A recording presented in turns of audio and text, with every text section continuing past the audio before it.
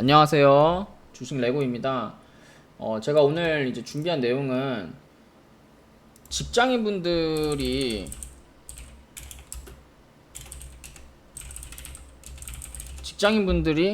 이제 조금 안정적인 수익을 내기 위해서 그러니까 직장인분들 같은 경우에는 일단 기본적으로 급등주나 단타를 하지를 못해요. 기본적으로 이제 단타를 하지 못하기 때문에 좀 안정적인 스윙 위주의 종목들을 그런 종목들을 할 필요가 있어요. 그런 종목들을 할 필요가 있고, 일단 그러려면 제가 이제 오늘 좀 설명해 드릴 내용이 여러분들한테 좀 많이 도움이 될 거라고 생각을 하고, 이제 실제로 이제 뭐 이 급등주를 하진 않거든요. 이거를 급등주를 하진 않지만 꾸준하게 안정적인 수익이 좀 발생을 하는 걸 여러분들이 좀 보실 수가 있을 것 같아요.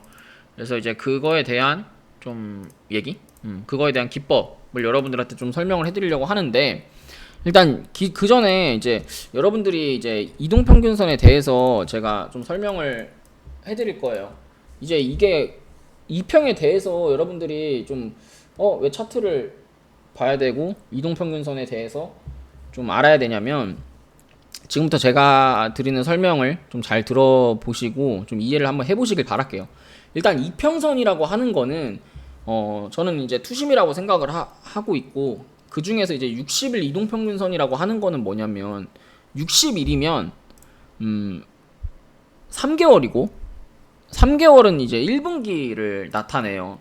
근데 이제 1분기를 나타내는데 이 1분기에서 예를 들어서 이 60일이라는 이동평균선을 어떤 거래량을 동반해서 강하게 돌파를 했다라고 쳤을 때는, 그러니까 강하게 돌파를 해가지고 거래량이 들어와서 60일 이동평균선을 강하게 돌파를 했다라는 거는 뭐냐면 어떤 걸 나타내냐면, 제 생각에는 이 주가가 이 회사가 이번 분기가 전 분기보다 분명히 좋았을 것이고, 이번 분기보다 다음 분기가 더 좋기 때문에 미리 주가에 선반영이 됐다라고 저는 생각을 해요. 분기는 이제 분기 보고서가 나오는 시점이고, 그 분기 보고서를 기반으로 이제 증권사에서 너무 분기 보고서가 잘 나오고 실적이 좋으면 리포트를 내기도 하잖아요.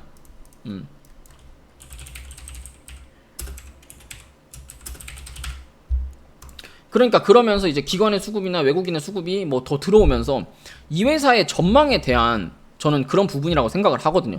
그러니까 이게 좀 이렇게 보면은 그동안 60일 이동평균선 밑에서 주가가 계속 형성돼 있던 놈이 60일 이동평균선, 즉 분기선을 강하게 거래량으로 뚫었다라는 거는 이 회사가 점진적으로 좋아질 수밖에 없다라고 좀 나타내는 거라고 저는 생각을 해요. 이 회사가 뭐 기본적으로 뭘 하는 회사이기 이전에 앞으로 이 회사가 더 좋아질 거니까, 그동안 이제 분기에 뭐 실적이 전 분기보다 이번 분기가 더 좋을 건지, 이번 분기보다 뭐 다음 분기가 더 좋을 수 있으니까 더 좋아지기 때문에 60일 이동평균선을 거래량을 동반해서 강하게 뚫은 거예요. 물론 이거를 이제 여러분들이 뭐 120 이동평균선이나 240일 이동평균선으로 따지면, 이렇게 따지고 들면 이건 반년이고 이건 1년인데 레고님 그럼 반년이랑 1년 뚫는 게 더 좋은 거 아닌가요?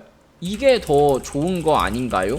이렇게 물어보실 수가 있는데, 이거는 왜 안 되냐면, 지금 제가 뭐라고 말씀드렸냐면, 그러니까 안 되는 건 아닌데 제가 여러분들한테 뭐라고 말씀드렸냐면, 직장인분들이 꾸준하게 회전율을 돌려가지고, 그러니까 회전율을 돌려서 안정적으로 뭐 하루에 5% 10% 하루에 매일매일 익절을 하려면 120, 240은 말 그대로 반년이랑 1년이기 때문에 여러분들이 그만큼 시간을 더 써야 돼요. 하지만 이제 60일 이동평균선을 기준으로 매매를 한다라고 했을 때는 여러분들이 그렇게 시간을, 그러니까 내가 이 종목에 들어가서 슈팅이 나올 때까지 걸리는 시간을 그렇게 오래 걸릴 필요는 없거든요. 그러니까 이제 60일. 근데 또 이제 어떤 분들은 더 빠르게, 그러면 20일 2평 쓰면 안 되나요? 써셔도 돼요. 하지만 제가 지금 아까 뭐라고 이 영상을 시작할 때 말씀을 드렸냐면, 대응이 바로바로 즉각 안 되시는 직장인 분들을 위해서 이제 60일 이동평균선 매매를 여러분들한테 알려드리는 거고, 60일 이동평균선에서 어떤 이제 시세가 분출이 될 때는 20일 이동평균선이 이제 추가적으로 이제 설명이 들어가요. 이건 이제 수익 홀딩을 할 때, 수익 존버를 할 때 20일 이동평균선 얘기가 나오는데, 이거에 대해서도 제가 추가적으로 뒤에 더 말씀을 해드릴 거예요. 그래서 일단은 60일 이동평균선이랑 주가랑의 관계를 이런 식으로 좀 판단을 좀 머릿속에 좀 생각을 해 놓으시면 될 것 같고, 이거를 제가 실제로 차트로 보여드릴게요. 일단은 뭐 우리 다 알고 있잖아요. 과거에 뭐 올해 작년에 되게 좋았던 현대차라는 종목이 있는데, 이 현대차라는 종목이 지금 보시면 이 구간에서는 거래량이 별로 없죠. 거래량이 별로 없다. 코로나 이후에 제네시스나 이런 이제 전기차에 대한 기대감으로 인해서 이 60일 이동평균선을 강하게 뚫으면서, 강하게 뚫었다라는 건 갭도 존재하고 거래량도 이 전 거래량보다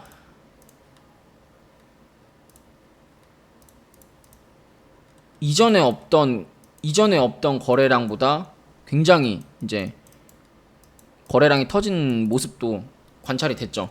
그러면서 이때 이제 막 현대차에 대한 뉴스들이 뭐가 떴냐면, 여러분들이 한번 생각을 해보세요. 작년 코로나 이후에 자동차 수혜, 사람들이 이제 해외여행을 많이 못 가니까 자동차에 대한 보복 소비들이 많아졌다. 뭐 제네시스가 잘 나왔다. 외국에서 제네시스가 엄청 인기가 많다. 우리나라 제네시스가 지금 탑이다. 뭐 G80, G70이 뭐 지금 이제 자동차 실적 1등을 찍고 있다. 현대차가 앞으로 더 좋아질 것이다. 이런 뉴스들이 굉장히 많이 떴어요. 그거를 뉴스를 보고 우리가 현대차를 매수해야겠다 라고 접근을 할 수가 있는데, 그게 아니라 이거는 60일 이동 분기선을 강한, 지금 최근 들에 몇 개월 강한 거래 대금이, 왜 그러냐면 평균 거래량을 한번 보세요. 이전에 주가가 우하향을 할 때는 거래량들이 별로 없었다가 60일 이동평균선을 돌파를 하고 나서, 코로나 이후에 돌파를 하고 나서 이 자리가 이제 거래량이 굉장히 많아졌잖아요. 거래량이 많아졌기 때문에 이거는 이제 앞으로 더 좋아질 것이다. 5월 15일을 기준으로 앞으로 이 현대차라는 종목은 앞으로 더 좋아질 것이다에 대한 기준으로 이게 이제 우상향을 할 수 있다. 우리가 이렇게 판단이 되는 거예요. 그럼 직장인분들은 이런 종목들을 이런 곳에서 내가 찾아서 이런 60일 이평 눌림목에 매수를 들어가는 거예요. 정말 원리는 간단해요. 어려운 게 하나도 없어요. 정말 원리는 간단하고, 그러면 지금 이제 뭐 종목들로 실제로 놓고 보면 이 아미노로직스라는 종목이 있어요. 아미노로직스라는 종목이 있는데, 이 종목이 이제 최근 들어서 거래량이 없다가 지금 보시면 최근 평균 거래량들이 굉장히 없잖아요. 최근 평균 거래량들이 굉장히 없다가 지금 최근에 거래량이 굉장히 많아지면서 주가가 우상향을 하고 있는 과정에 있어요. 그러면서 최근에 정말 강한 거래량이 들어왔어요. 최근에 정말 강한 거래량이 들어왔고, 이때 거래량이 들어온 이유에 대한 뉴스를 찾는 거예요. 그러니까 여러분들이 이 매매 방법을 쓰고 직장인분들이 매매를 할 때는 정말 안정적인 매매로 들어가야 돼요. 정말 안정적인 매매 방식으로 들어가야 되고, 정말 안정적으로 내가 다 확인을 하고 매매를 들어가야 되거든요. 하지만 그게 이제 안 될 수가 있잖아요. 그러니까 거래량이 터질 것 같아서, 뉴스가 뜰 것 같아서, 테마가 이렇게 돌아가니까는 절대 안 돼요. 확실하게 테마가 떴고 확실하게 뉴스가 떴기 때문에 내가 진입을 해야 되는 거예요. 그러니까 보시면 아미노로직스처럼 이런 식으로 이제 요 5월 17일 날 강한 거래량이 떴어요. 강한 거래량이 떴고, 강한 거래량이 뜨면서 이게 이제 강한 거래량이 뜨면서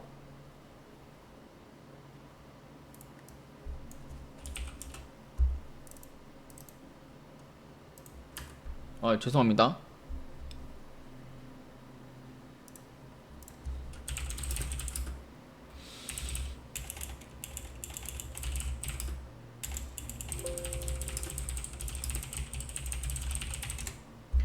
강한 거래량이 뜨면서 뭔가 어떤 재료들이 발생을 했을 거 아니에요.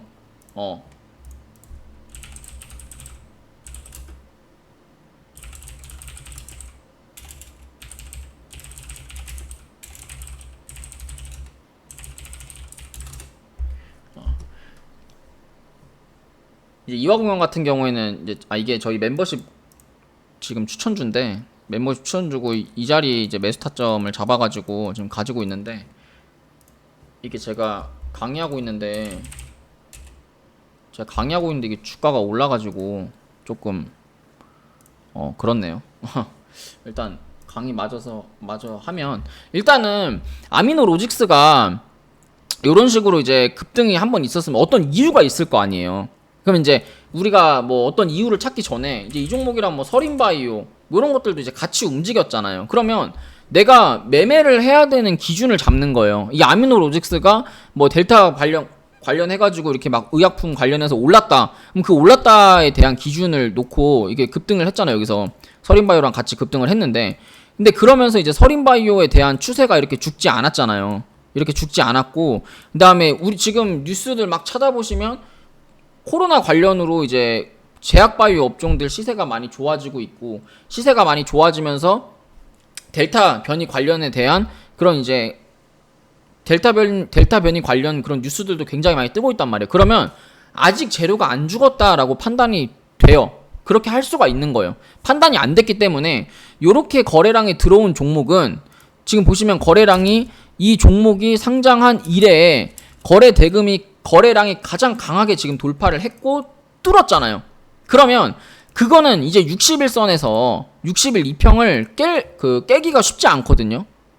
깨기가 쉽지 않아요. 왜 그러냐면 세력이라고 하는 분들도 이 60일선을 돌파를 하기 위해서 굉장히 많은 거래 대금, 즉 돈을 썼단 말이에요. 돈을 썼는데 이게 이제 여기서 60일선을 이탈하기는 사실 쉽지 않고 그러면 내가 이 종목에 대한 타점을 어디를 잡아가냐라는 거거든요. 이런 구간에 잡는 거예요. 이런 구간에서 60일선을 딱 손절 잡고 그러면 10%? 5%? 10%씩 내가 5% 10%씩만 그 매수 타점을 잡아가도 정말 안정적인 수익을 낼 수 있어요. 재료가 확실하게 터져 있다는 가정하에. 재료는 여러분 몰라도 돼요. 여기 종합 뉴스에 여기 뉴스 딱 치면은 여기에 이 종목에 대한 모든 재료들이 나와요.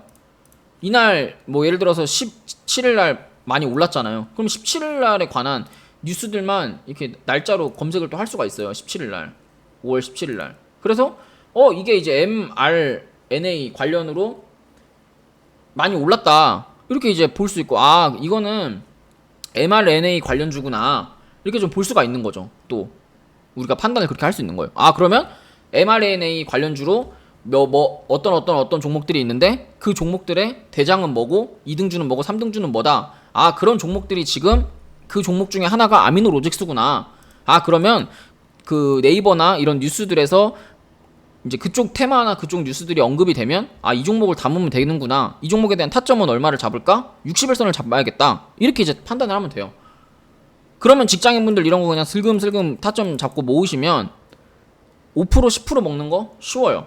그럼 이런 종목들을 본인 계좌에 5개 10개 이렇게 담아 놓으신다고 하면 돌아가면서 이제 수익 정리가 되니까 좀 회전을 높이는 좀 그런 매매라고 저는 생각을 해요. 그런 매매가 될 수 있다라고 저는 생각을 합니다.